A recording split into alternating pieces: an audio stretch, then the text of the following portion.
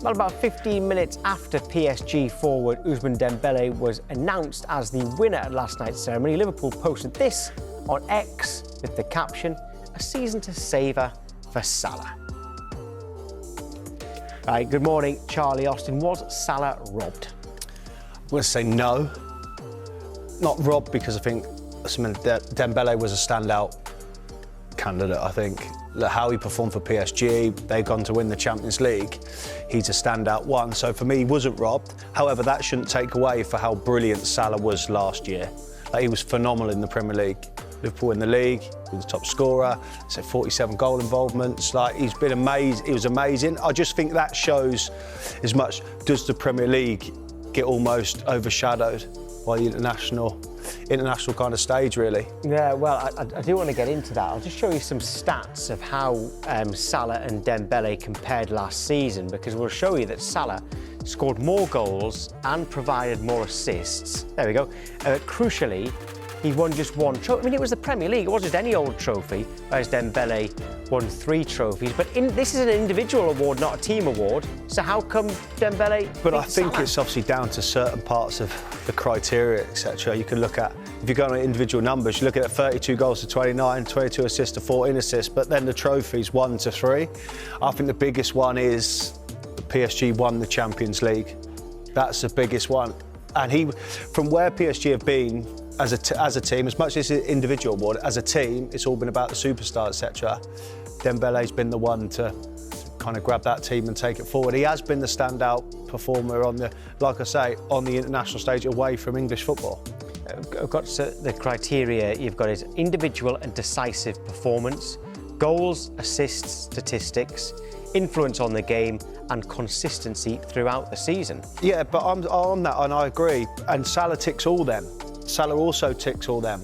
But I just think the Champions League is the one that tilts it the other way for Dembele, and that's why he's won. Well, this is why we're going to get on to whether the Premier League is undervalued, because that argument that Dembele won the Champions League as well as the French League Cup double, but if you take it into the women's vote, Arsenal won the Champions League and Alessia Russo, I'm talking about here, by the way, won the Champions League and won the Euros with England, but she was 3rd. So it doesn't seem consistent. But I think when it always comes around to these kind of awards, there's never really that consistency. And when certain players tick the criteria, you think, yeah, they should win it. Ultimately, they don't. So where we're going about the men's game regarding winning the Champions League, and on the international stage, and on in the women's game, that's something that's obviously not happened, because we win the Champions League and win the Euros and still don't win Ballon d'Or. So that's English football with the Premier League and WSL. With the Premier League, now Rodri did win it last season, in fairness. However, Spain had won the Euros. Yeah. Before that, you've got to go to Cristiano Ronaldo, who won it when he was at Manchester United in 2008. And then before that, you've got to go all the way back to Michael Owen when he won it when he was at Liverpool in 2001. So why is the Premier League not seen as valuable, as important to win as other competitions around Europe? To the Ballon d'Or, yes. Like, I think everybody that watches football and takes a keen interest knows that the Premier League is the best league in the world. I think everybody knows that. But when it comes down to that individual award, it seems like we do get brushed off, and I don't see the reason why. But like I said, when have you heard like someone from England or an English player kind of say, right, my dream is to win the Ballon d'Or? It's more of the foreign players saying, look, Ballon d'Or's the one trophy that we'd love to win, that's what I want to win, where don't really come from English players or English mindset, really. In terms of, again, the Premier League, Arsenal, they reached the semi-finals of the Champions League. OK, they didn't win it, but they reached the semi-finals. In the Europa League, it was an all-English final when Tottenham beat Manchester United. Chelsea also won the Europa Conference League as well.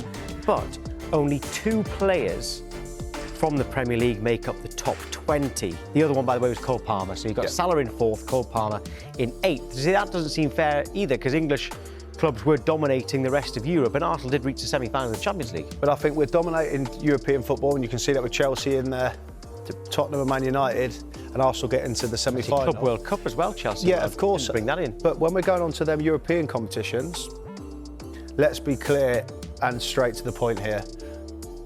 Conference League and the Europa League combined don't make up the Champions League. It don't matter how you look at it. they generally don't. So yeah, Chelsea won the Conference League. Look at the teams they played to get there, and they won. Fantastic. Tottenham and Man United win the Europa League, and they're in the final. No, that's past, because I think what overshadows that is their league form and what happened last year. The Champions League is where clubs want to be and teams want to win.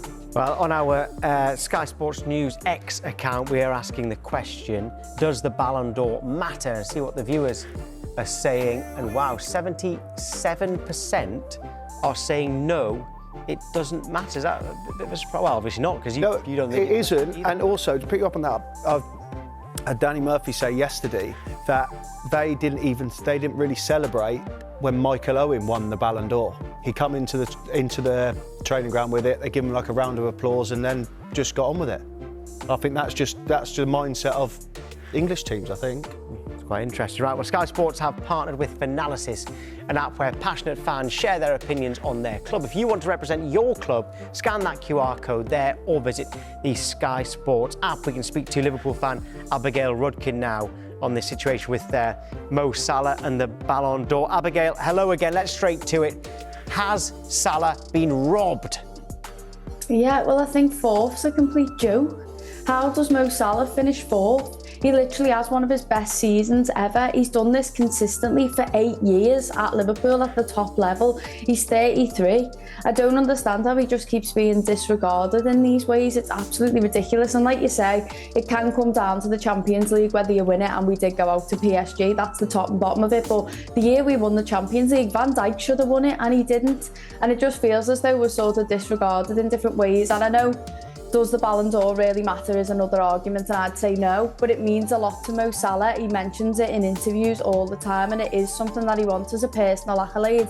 And I think the Ballon d'Or is meant to be about personal performance, but it's coming down to whether your team's won the Champions League. At the end of the day, the French league is not of the quality of the Premier League, in my opinion. Mo Salah goes and wins the league with a new manager, basically carries that team, getting as many goals as he does, goal contributions and assists, wins playmaker of the season, wins player of the season, you know, PFA player of the season. He gets all these personal accolades, but then he gets fourth. He's not even in the top three. It just feels like a disgrace as a Liverpool fan for him to only finish fourth. Like Abigail, he couldn't have done no more, right? That's clear to see on the pitch, goals and assists and what he's done for Liverpool. He couldn't have done no more. He ticked all the boxes to either win it, come third, top three, definitely not fourth or anything side of that. I just think ultimately it does come down to the Champions League. And I just go for it. Dembele ticks all the boxes. They're similar to Mo Salah, not to the stats or to the number of goals or the assists, etc. And then the only one that's different is the Champions League, and I feel like that is the most dominant thing. I know you argue about when Virgil should have won it back in 2019. Person that won it, Lionel Messi. Whenever he's won it, nobody's ever argued that he shouldn't have won it. So it's like a tough one. I just think Premier League players and the Premier League, coming down to that individual award, has always been disregarded, because you just have to look all the way back to when the last player had won it from the Premier League. Yeah, but you say that, but then Cole Palmer finishes 8th. Like, he didn't have a better season than Kvaratskhelia, you know, Kane, there's other players like that, even Van Dijk. Why But they ain't does worried Cole about Palmer finishing 8th, Gavin. Like, in that, Abigail, the only one you want to win it, don't you? Like, the rest is almost irrelevant. But I can't understand how someone like Virgil van Dijk then finishes 28th. It feels ridiculous, and it just makes me disregard the whole thing. For Virgil van Dijk to win the Premier League with Liverpool in the manner that he did, to then finish 28th, Mo Salah to finish 4th. The moment I saw Van Dijk had finished 28th, I thought Salah's got no hope here. That's our mindset, isn't it? Like, for us, I think that's the English mentality. Like, if we don't come first, second or third, it's like, all right, that's fine. Or if you see, like you say, Virgil van Dijk finishing 28th, you're like, well, how has this managed to happen? Surely he is not there. He should be higher up than it. That's obvious to everybody to see, really. Yeah, that's fair enough. And I'm not arguing that Dembele shouldn't have won it. Fair enough, he had an amazing season. It's fine. I think he probably should have won it. I think it was really close between him and Salah.